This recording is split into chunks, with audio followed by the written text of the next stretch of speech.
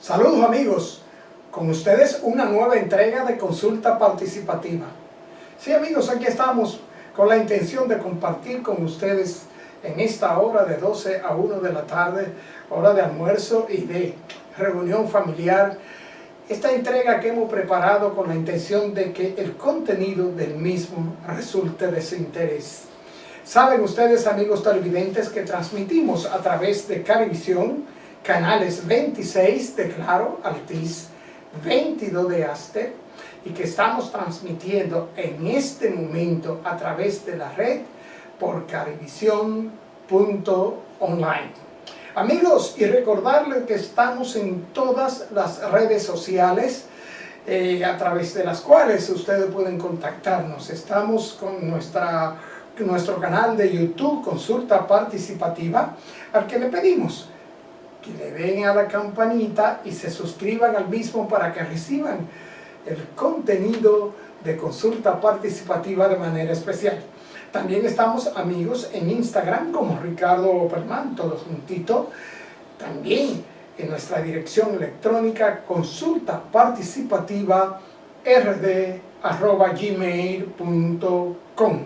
En Twitter, @consultapar. Y en Facebook, Consulta Participativa. También, amigos, nuestro número de WhatsApp, nuestro número de contacto, a través del cual pueden escribirnos, hacer sus preguntas y sugerencias en relación con contenido e invitados. Nuestro número de WhatsApp, 809-769-4500. Amigos, y dar las gracias del alma a todos los amigos televidentes que nos sintonizan allende los mares. Saludo desde la República Dominicana y al lado de ustedes a través de la web. Nosotros vamos a una pequeña pausa y retornamos de inmediato con nuestros comentarios.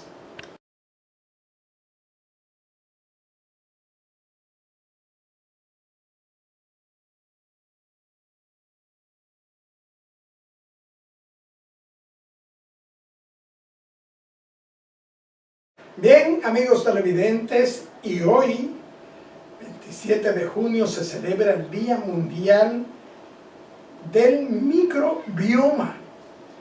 Esta efeméride creada en el año 2018 para divulgar información a nivel y crear conciencia acerca de la contribución de los microbios y bacterias como alternativa innovadora para alcanzar un futuro sostenible. Pero, ¿qué es un microbioma? Los microbiomas son microorganismos, entre estos virus, hongos y bacterias, y sus genomas que se encuentran en el ambiente y en los seres vivos, constituyéndose en su hábitat. Los microbiomas vegetales presentes en el suelo, las plantas y el aire tienen implicaciones favorables en los cultivos, optimizando la producción de alimentos, fibras agrícolas y piensos. Los microbios en el suelo fijan el nitrógeno en el suelo, beneficiando el crecimiento de las plantas. Algunos microbios pueden descomponer el gas metano, contribuyendo a detener el cambio climático, así como el compostaje de microbios elaborado con desechos vegetales como plantas, verduras, fruta, que poseen suficiente nutriente para enriquecer el suelo. Los microbiomas marinos presentes en mares y océanos influyen notablemente en la fisiología, comportamiento y ecología de los animales marinos.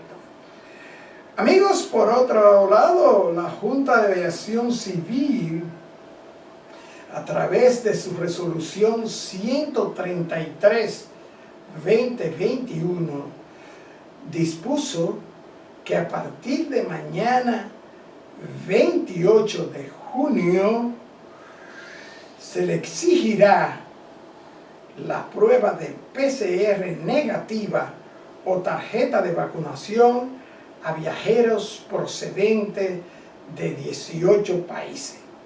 Según esta resolución 133-2021, dada a conocer por su presidente, el doctor José Martes Piantini, se dispone que a partir de la fecha de mañana 28, lunes 28, se requerirá a todos los pasajeros que arriben a la República Dominicana procedentes de los siguientes países: prueba PCR de no más de 3 días de haber sido tomada y o tarjeta de vacunación con no más de 20 días de haber sido vacunado.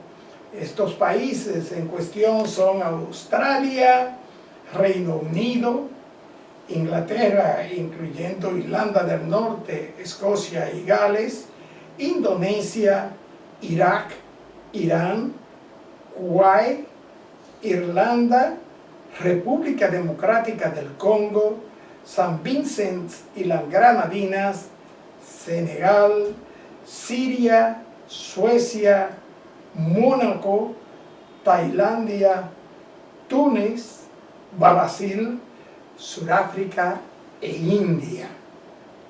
La presentación de la prueba negativa, repito, tomada con no más de 72 horas antes de llegado, o presentación de la tarjeta de vacunación con no más de 20 días o 3 semanas de haber sido colocada la última dosis.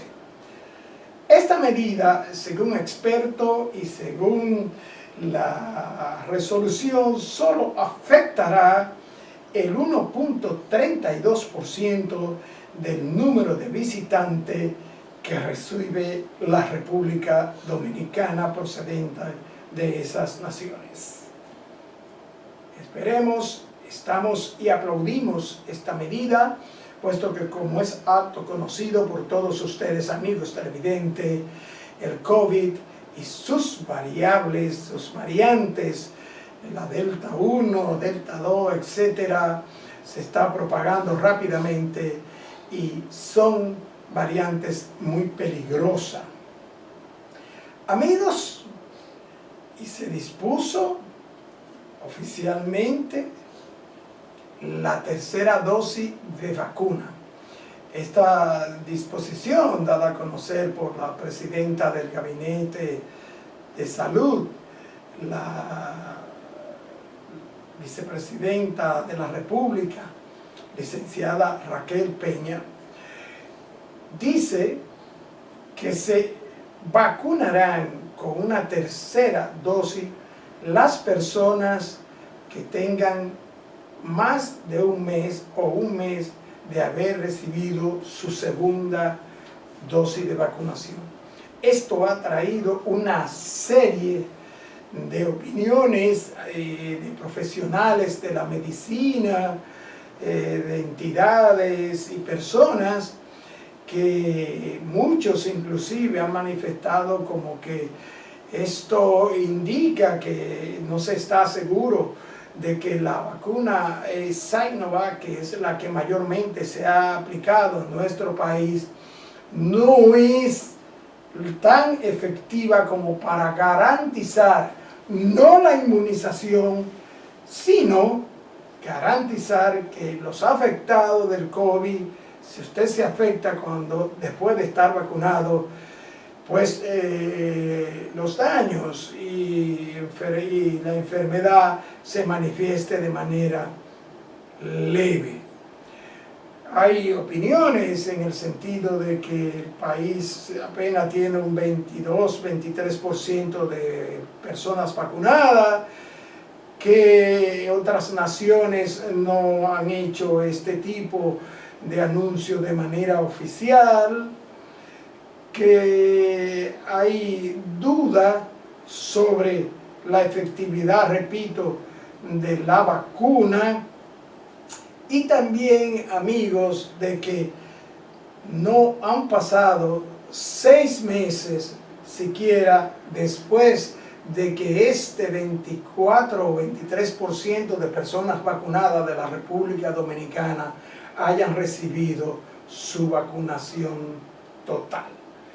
Esperemos ver qué sucede con este anuncio. Estamos de acuerdo y aplaudimos la decisión del superior gobierno en la persona de la señora vicepresidenta de la República por estas medidas y por la preocupación que manifiesta el superior gobierno por la salud de los dominicanos y con la campaña efectiva para reducir las incidencias del COVID-19 en nuestro país. Amigos, y brevemente los precios de los combustibles congelados por séptima semana consecutiva.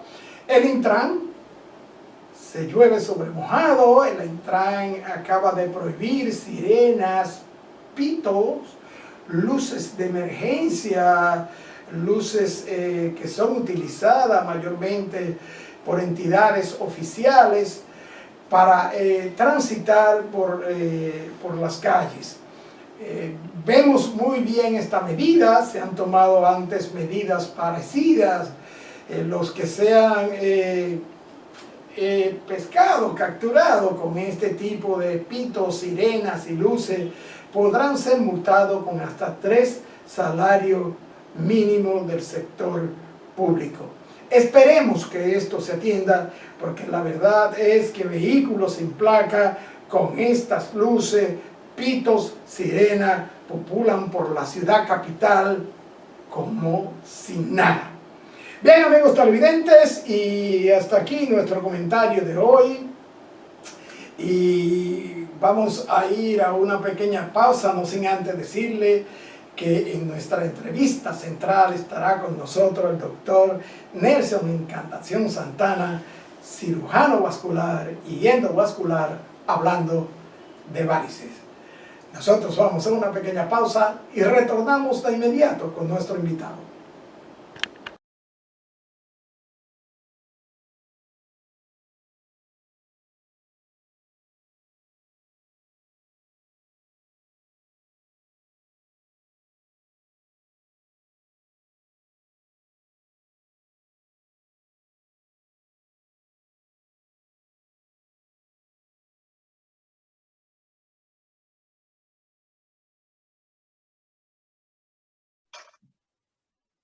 Bien, amigos televidentes, como les decía, hoy tenemos el grato placer de contar en consulta participativa con la presencia del doctor Nelson Encarnación Santana, médico, cirujano vascular y endovascular, que nos va a hablar in extenso a ustedes, amigas televidentes, que ya pues han hecho sus preguntas, el doctor la contestará.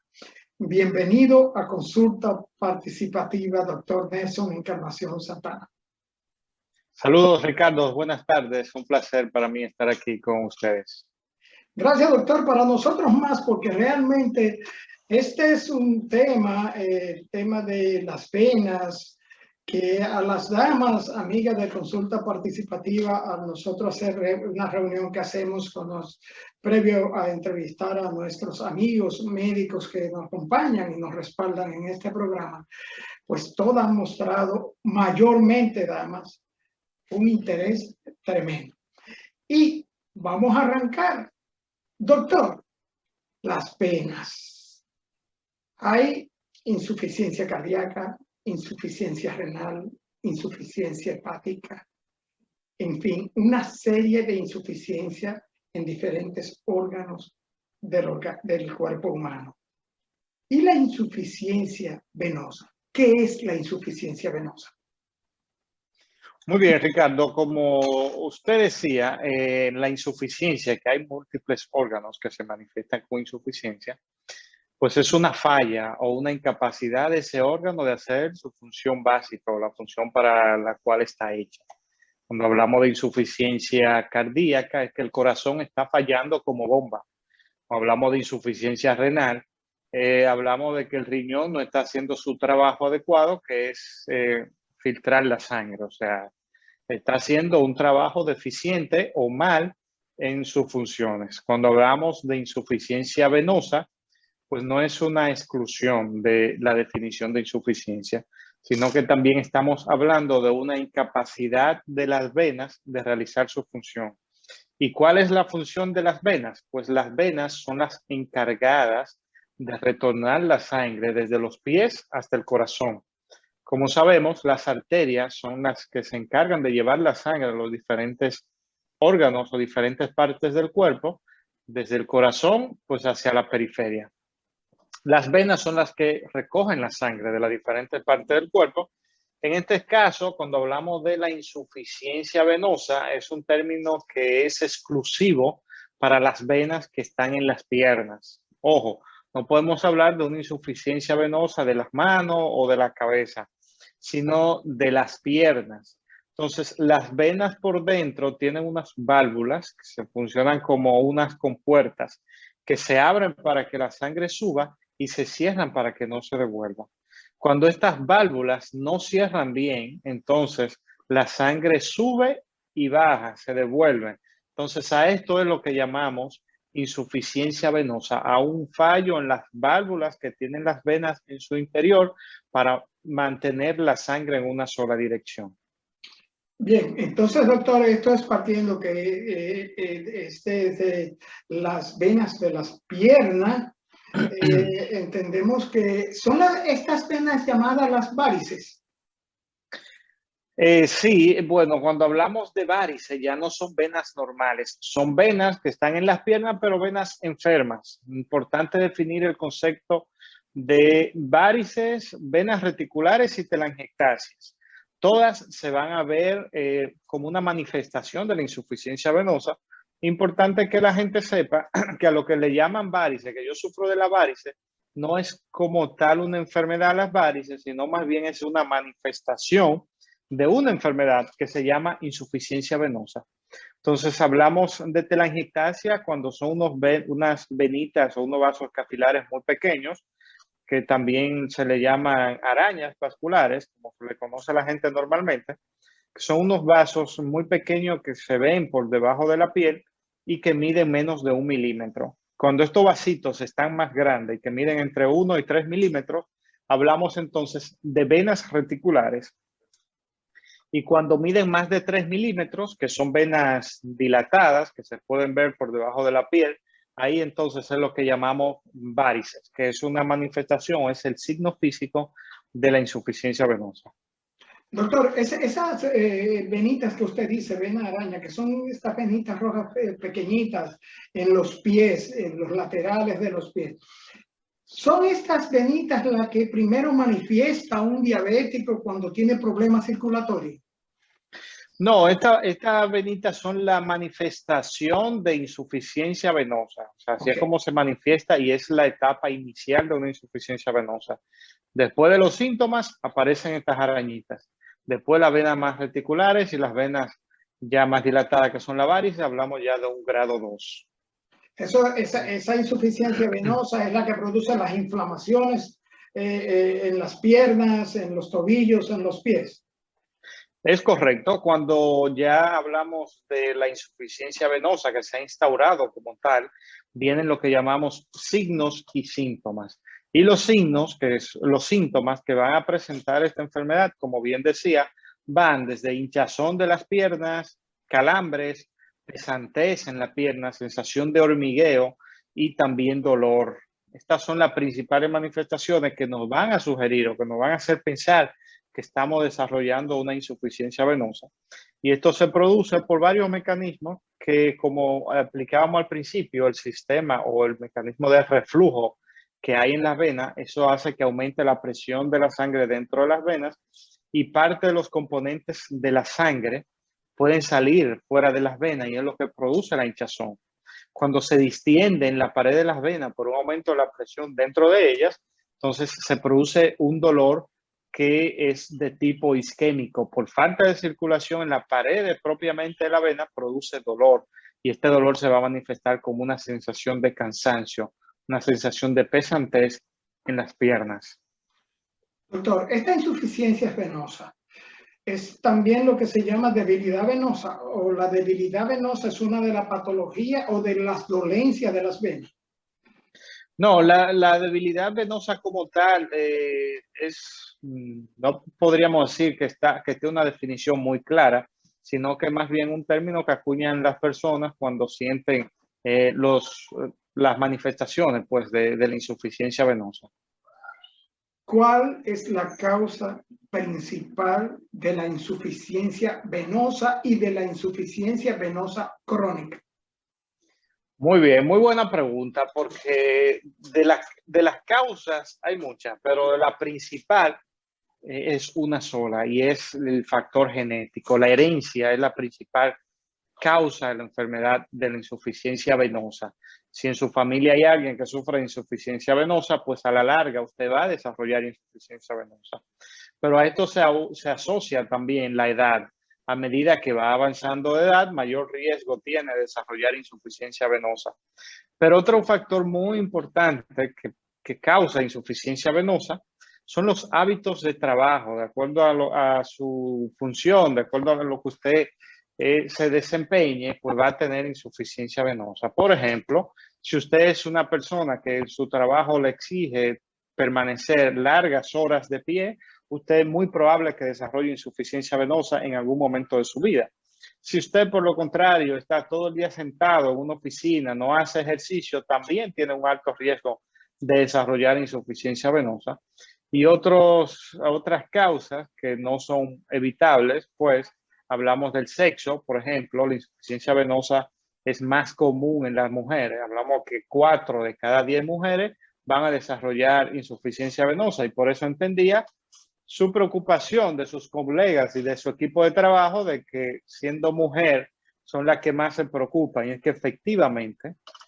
Pero a propósito de eso que usted señala, doctor, tenemos un amigo televidente que nos encomendó preguntarle, porque este amigo pues fue operado de varices y luego de un proceso de cirugía, luego de terapias de unas medias compresivas, y al tiempo volvió y desarrolló varices. Él quiere saber cuán frecuente es esto de que luego de hecha en la práctica quirúrgica en las varices que él tenía y volver a comenzar a presentar varices, que si esto es recurrente o esto es solamente en él. No, lamentablemente la enfermedad es una enfermedad crónica, como usted decía al principio, y que a lo largo de los años puede ir progresando, aún con un tratamiento quirúrgico. El tratamiento quirúrgico no cura la insuficiencia venosa, cura más bien el reflujo en las venas principales y las venas que están afectadas en ese momento. Pero la enfermedad puede seguir progresando y afectar otras venas que no se habían afectado aún. Dependiendo del método con el que se trate, la recurrencia o la aparición de nuevas varices va a variar. Por ejemplo, la cirugía tradicional que se hacía, la safenectomía, que es la extirpación de la vena safena, es una de las que mayor incidencia tiene de recurrencia. Cuando se quita una vena, el cuerpo entiende que se le está agrediendo, que está faltando algo, entonces empieza a desarrollar otras nuevas venas. Y estas nuevas venas que desarrolla no tienen esa válvula de la que hablábamos al principio y por consiguiente se desarrollan como venas enfermas. Ahora bien, hay unos nuevos métodos que llamamos métodos térmicos que utilizan energía para cerrar la vena por dentro y corregir el reflujo. Esto es lo que han demostrado los estudios, que la incidencia de que aparezcan nuevas varices es mucho menor. Hablamos de que un 95% efectivo a 5 años. O sea, perdón, repítame eso. En un 99% efectiva. 95% de un cierre efectivo a los 5 años de seguimiento de estos pacientes. Es decir, que de cada 100 personas que se traten, a 5 años, 95 van a estar todavía libres de varices y de insuficiencia venosa. Doctor, estas varices, que por cierto, llegan a ponerse, hemos visto imágenes de varices de gran tamaño, si así se quiere decir, de gran protuberancia en las piernas. ¿Tiene que ver algún tipo de colesterol, de grasa en las venas, de la alimentación, que provoca que estas venas pues se expandan de esa forma y se vean de esta como nudos? Muy bien, esa es la evolución natural de la enfermedad. Empieza como unas arañitas, luego salen las varices, las venas visibles, las venas más grandes. Y a medida que va progresando, pues estas venas se van dilatando. Y lo que hace que se dilaten es precisamente esa hipertensión venosa que hay producto de la insuficiencia, producto del fallo de las válvulas de la vena, pues aumenta el gradiente de presión. Y el permanecer mucho tiempo de pie hace que se dilate aún mucho más. La falta de ejercicio es una condición importante también que hace que se desarrollen, y la obesidad se ha relacionado mucho con el desarrollo de estas varices. Pero sobre todo el hábito que más se relaciona con que crezcan así las varices tan grandes es permanecer mucho tiempo de pie. Mucho tiempo de pie. ¿La alimentación tiene que ver con varices, doctor? No, la alimentación en estos casos no influye de una forma directa. Es decir, tal vez de una forma indirecta, si usted come demasiada grasa, demasiada harina, muchos carbohidratos, pues va a aumentar de peso. Y el sobrepeso empeora la insuficiencia venosa. Pero la alimentación como tal no influye en la insuficiencia venosa. Doctor, sabemos que existen varios tipos de varices. O sea, hay varices troncales, las varices reticulares y varículas, y varices telangiectasias. Ajá. Explíquenos cada uno de estos tipos de varices. Esto, después de la pausa, doctor.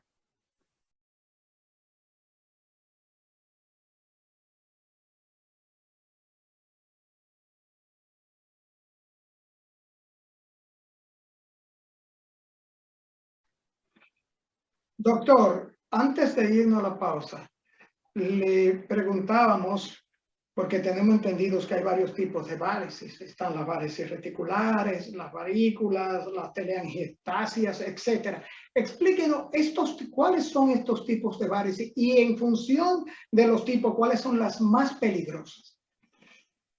Bien, de acuerdo a los tipos que mencionábamos anteriormente, va a ir evolucionando la insuficiencia venosa. Se manifiesta inicialmente con las telangiectasias, que son las arañas vasculares, como la gente le dice, o que son estos vasitos capilares pequeños que se ven en la pierna, sobre todo, y que si es una persona de piel clara, se le va a notar muchísimo. Y estos miden menos de 1 milímetro. Cuando hablamos de las venas reticulares, son las que miden entre 1 y 3 milímetros y que ya tienen un tamaño pues más grande y más notorio. A veces son de color rojo, otros a veces son de color morado y a veces también de color verde. Cuando estas venas son más dilatadas, que se forman como un cordón ya, entonces hablamos de varices cuando miden más de 3 milímetros. Entonces, básicamente, esos son los signos físicos que vamos a ver. Telangiectasia, venas reticulares y varices. Todas ellas se diferencian en el tamaño y por igual, pues, van a ser las complicaciones. Las más grandes, que son las varices, pues son la etapa más complicada, que en los casos que se desarrolla mucho y que está muy superficial en la piel, pueden romperse, pueden lesionarse y producir un sangrado abundante, una hemorragia, lo que llamamos varicorragia, y por eso la importancia pues de atenderla a tiempo. Oiga esto, doctor. Pregúntemele al doctor. Yo sufro de varices y mis varices presentaban un color azuloso. Últimamente he notado que mis varices se están mostrando negruzcas. Muy bien, eso es una evolución de la enfermedad. Ya hablamos, cuando hay un cambio de coloración, hablamos de una clasificación de un grado 4. En el grado 4 hay una clasificación, grado 4A y grado 4B. ¿Qué es lo que pasa cuando ya se torna negruzca? No solamente la varice, sino el área de la piel, sobre todo en la extremidad inferior, a nivel del tobillo, se ve una coloración negruzca. Es porque por el mismo mecanismo fisiopatológico de la insuficiencia venosa, que hay un aumento de la hipertensión venosa y una extravasación de los componentes de la sangre fuera de la vena, se van acumulando a nivel de la piel. Y como sabemos, en la sangre hay componentes como la hemosiderina, tenemos hierro y tenemos también glóbulos blancos, que todos los componentes de la sangre salen de la vena y se acumulan en la piel. Y entonces esto es lo que va a producir este cambio de coloración a nivel de la pierna. Y ojo, cuando esto se presenta es como la antesala a la complicación mayor de la insuficiencia venosa, que es el desarrollo de una úlcera o una llaga en la pierna, como le conoce la gente. Hay una erosión de la piel producto de estas células que mencionábamos anteriormente, que son parte de la sangre y que están en un hábito fuera de su normalidad. Entonces, esas células empiezan a atacar alrededor de donde se encuentran y atacan la piel, desarrollando pues la llaga o la úlcera que mencionábamos anteriormente. Es decir, que si ya usted tiene varices y está presentando cambio de coloración, es necesario que visite un médico especialista, cirujano vascular, para darle seguimiento y evitar la progresión de la enfermedad. ¿Es en esta condición de esta amiga televidente que puede o hay mayor riesgo para que se presente una hemorragia? Claro que sí, cuando ya hay unas venas varicosas muy dilatadas es cuando aumenta el riesgo de que se produzca una hemorragia, una varicorragia, por una debilidad en la pared de las venas o de la piel que lesionan las venas, y ahí entonces es cuando se produce el sangrado. Doctor, los procedimientos para el tratamiento y la cura de la insuficiencia venosa, desde el menos invasivo y el más fácil y asequible hasta el procedimiento quirúrgico.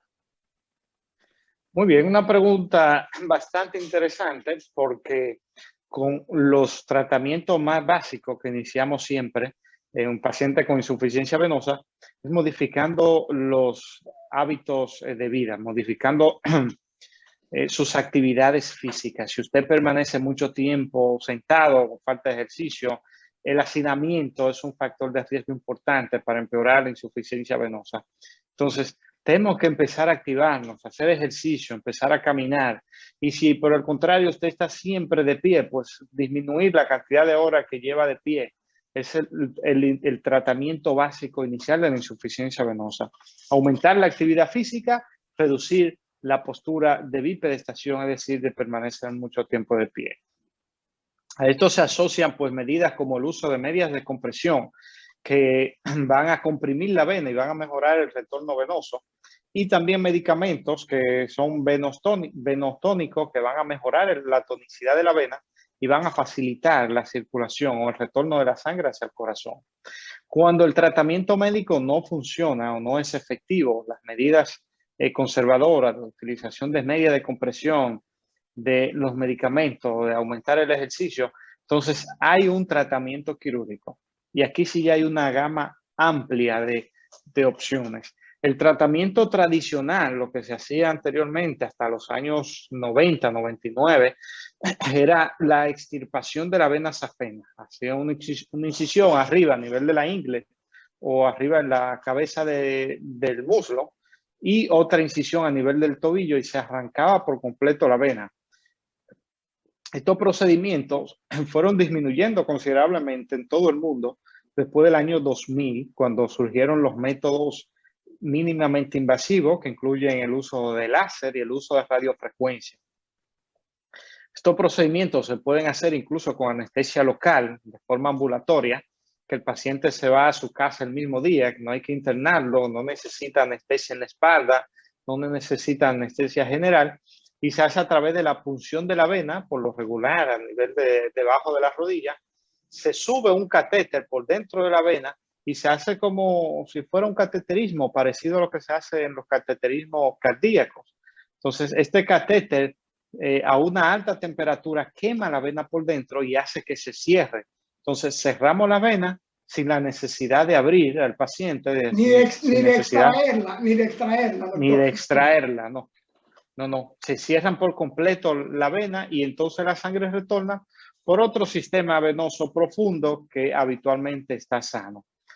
Hay algunas venas que son venas muy superficiales, que no son susceptibles a estos métodos. Entonces, estas venitas sí se hace una incisión milimétrica muy pequeña y se extirpan las venas más superficiales. Las más grandes, las venas principales, se hace este tratamiento de mínima invasión, quemándola por dentro para que se cierren. Es la cirugía más usada hoy en día para el tratamiento de la insuficiencia venosa y que incluso lo tenemos disponible aquí en el país al alcance pues, de nuestros pacientes. Hay otros métodos. Pero perdón, doctor, Sí. de este método, porque eso es muy importante y muy interesante, doctor, o sea que ya no hay que hacer la incisión, retirar la vena, sino que se puede cerrar esa vena. En este método, este procedimiento, ¿cuáles son los riesgos de este procedimiento? Muy bien, todos los procedimientos quirúrgicos conllevan riesgo, de acuerdo, pero en el caso de este último que les hablé, los riesgos son mínimos, porque empezando por el hecho de que usted no necesita una anestesia general, a sabienda de que el simple hecho de ser sometido a anestesia general aumente el riesgo, ya estamos evitando ese riesgo. El otro riesgo que se evita es el uso de una anestesia en la espalda, una raquianestesia o una anestesia general, la que la gente conoce como que lo duermen de la mitad para abajo. Raquidia. Entonces, anestesia raquídea, exactamente. Con esta anestesia hay muchos riesgos que pueden producir, por ejemplo, un hematoma a nivel de la columna vertebral, lo que puede terminar en una hemiplegia o que el paciente termine inválido, ¿de acuerdo? Entonces, estos riesgos ya lo eliminamos con este método de mínima invasión porque podemos hacer el procedimiento con anestesia local. Dentro de los riesgos que persisten y que tal vez no están con la cirugía abierta, es el hecho de que como usamos calor para quemar la vena por dentro, se puede quemar un nervio que esté cerca de la pierna, de la vena en la pierna y producir entonces una sensación como de adormecimiento de toda esa área. Puede migrar un trombo de lo que se forma en las venas para cerrarse, producir una trombosis venosa profunda. Pero afortunadamente, el riesgo de que esto pase es muy bajo y para eso se toman las medidas preventivas para evitarlo. El hecho de, para, por ejemplo, prevenir una quemadura del nervio, normalmente ponemos una solución tumescente, que es como que una solución que se infiltra en todo el trayecto del catéter. Esto para aislar tanto la piel como el catéter de los nervios y evitar así una quemadura a la piel y a los nervios. Estamos hablando, doctor, de la técnica quirúrgica Chiba, o sea, la cirugía hemodinámica. No, estamos hablando de los métodos térmicos para la cirugía venosa. El Chiba, que es un método que se realizó sobre todo en Europa, donde lo que se busca es una corrección hemodinámica del reflujo o de la insuficiencia venosa. Aquí es con cirugía abierta. Lo único que a diferencia de la cirugía tradicional, con este método se va específicamente a los sitios donde hay reflujo y donde hay enfermedad. ¿De acuerdo? Con la técnica tradicional se extrae la vena por completo, desde el tobillo hasta la ingle. Y con la técnica de Chiba lo que se hace es que se corrige de forma segmentaria donde hay reflujo y donde hay enfermedad. Esto se hace, es un procedimiento que también se puede hacer de forma ambulatoria y con anestesia local y que se considera también de mínima invasión. Doctor, usted nos señaló al iniciar esta explicación que hay varios métodos y que son métodos de libre elección o son métodos irremediablemente que hay que aplicar a un paciente según el estado de su insuficiencia venosa. O sea, el paciente puede elegir, no, yo quiero una flebectomía, yo quiero el tratamiento hemodinámico. ¿Esto es de elección o es decisión médica? Hay una combinación de ambos factores. Es como que usted quiera ir, por ejemplo, a San Juan de la Maguana, usted se puede ir en automóvil, se puede ir en un carro, se puede ir en un bus, se puede ir en una jipeta, va a depender de muchas cosas, por ejemplo, de qué cantidad de bultos usted lleve, porque si usted lleva muchas maletas, si son varias personas, es recomendable que se vaya, por ejemplo, en una jipeta, no en un carro. Depende también de los recursos que tenga el paciente o de la cobertura que tenga el seguro, porque también cada uno de estos métodos varía el precio. Por ejemplo, los métodos de mínima invasión son más costosos que el de la cirugía tradicional. Ahora bien, hay condiciones en que un paciente tiene una vena demasiado grande, muy exageradamente grande, que no es candidato para un método de cirugía de mínima invasión o de los nuevos métodos. Entonces, estos pacientes tienen que hacerse la cirugía tradicional, que es la extirpación de las venas. Pero hay otros pacientes que, por ejemplo, tienen unas venas safenas muy superficiales, es decir, muy cerca a la piel. En estos pacientes, por ejemplo, no podemos usar los métodos térmicos porque pueden quemar la piel. Hay una distancia mínima requerida entre la vena y la piel para poder usar un método térmico. Hablamos de que con estos métodos térmicos podemos obtener temperaturas de hasta 120 grados Celsius para poder quemar la vena por dentro. Entonces, si está muy cerca de la piel, se puede quemar la piel también. Entonces, hay varios factores que intervienen entre un método y otro. Si el paciente tiene una vena muy superficial, pues hay métodos que conocemos como MOCA, que son métodos mecánicos químicos de ablación de venas safenas. Estos son unos métodos que a través de un catéter que se introduce en la vena, también de forma con anestesia local y de forma ambulatoria, este destruye la vena por dentro. Este no la quema, este la destruye y va inyectando un medicamento también que hace que se cierre. Bueno, también existen otros métodos que son como la espuma, que es un medicamento que se inyecta en forma de espuma en las venas, que es un químico que irrita la vena por dentro y también hace que se cierre. Es decir, que hay una amplia gama de tratamiento para la insuficiencia venosa que de acuerdo a la condición de su bolsillo, de acuerdo a la condición de sus venas y de acuerdo a la condición de su necesidad, pues lo vamos a elegir en conjunto con la decisión del médico, con la decisión del paciente. Doctor, hay una pregunta que no se podía quedar y es relación con la pandemia, con el COVID-19. Pregunta a una amiga televidente que tiene temor de practicarse la cirugía, más en este momento que se dice que el COVID afecta todo el cuerpo. ¿Puede el COVID provocar, alterar una hemorragia en personas con varices? Mire, es bien sabido que el COVID, y ya está bastante estudiado, produce una agresión al endotelio vascular. El endotelio vascular es la capa más interna que tienen todos los vasos sanguíneos, incluyendo arterias y venas. Y por consiguiente, ha habido un aumento en la incidencia de trombosis venosa, es decir, coágulos dentro de las venas y también coágulos dentro de las arterias. Directamente como tal, el COVID no afecta o interfiere en la insuficiencia venosa, pero sí en mi consulta, después de la pandemia, he visto un aumento de pacientes que llegan con los síntomas de insuficiencia venosa y esto es debido a una cosa, a una razón principal. Y es que mucha gente, como ya no tiene que salir al trabajo, no pueden salir y tienen que quedarse en la cuarentena, el hacinamiento en la casa, el sedentarismo, provoca que se desarrolle la insuficiencia venosa, pero por una falta de ejercicio, una falta de actividad física. Como cerraron muchos gimnasios, mucha gente se quedó en la casa, no podía hacer ejercicio. Entonces, todo esto ha disparado la incidencia y las manifestaciones de los síntomas de la insuficiencia venosa. No el COVID de una forma directamente, pero sí de una forma indirecta. Bien, doctor, finalmente se nos fue media hora en lo que dicen berenjenas. Doctor, las recomendaciones del doctor para las amigas televidentes y los amigos televidentes de consulta participativa en función de prevenir la insuficiencia venosa. La prevención la vamos a hacer básicamente con la actividad física, aumento en el ejercicio, la caminata diaria. Cada vez que caminamos, cada vez que hacemos ejercicio, aumentamos nuestra circulación, el retorno venoso porque se contrae en la pantorrilla.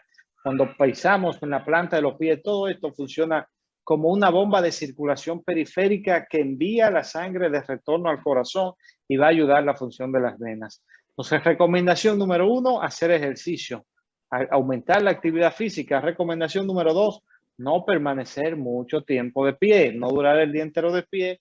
Y recomendación número 3, tampoco durar el día entero sentado. Si tiene algún síntoma de insuficiencia venosa, es importante que acuda a su médico, que acuda a un cirujano vascular capacitado que puede evaluarla y darle un tratamiento adecuado antes que se pueda complicar lo de la insuficiencia venosa. Doctor, finalmente, ¿dónde y teléfono pueden los amigos de Consulta Participativa localizarlo, verlo en consulta y a qué teléfono llamar?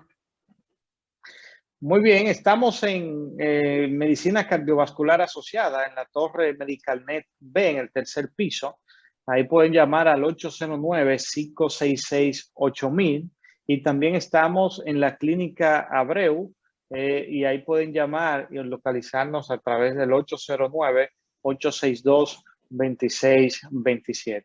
Repito, 809-862-2627 en Medicina Cardiovascular Asociada, MedicalNet, y en la Clínica Abreu estamos para servirle. Bien, pues muchísimas gracias, doctor, por participar con nosotros y darle estas instrucciones y estas direcciones a las amigas y los amigos televidentes de Consulta Participativa. Creo que usted le ha orientado de manera efectiva para preservar, y además y mayormente a las damas, doctor, que la estética las preocupa muchísimo. Muchísimas gracias, doctor. Es correcto. A la orden, y gracias a usted por la invitación. Bien, amigos televidentes, después de esta interesante entrevista con el doctor Nelson Encarnación Santana, cirujano vascular y endovascular, donde nos ha explicado en extenso todo lo que ustedes tienen que saber en relación con las varices, queremos hacerle nuestra acostumbrada exhortación en tiempo de pandemia. Primero, si no te has vacunado, vacúnate. Hazlo por ti, por tu familia, tus hijos, tu esposa, tu compañera, tus amigos, tus colaboradores. Vacúnate. Y si no tienes la obligación, por favor, quédate en casa. Quedémonos en casa. Amigos televidentes, nos vemos en la próxima entrega.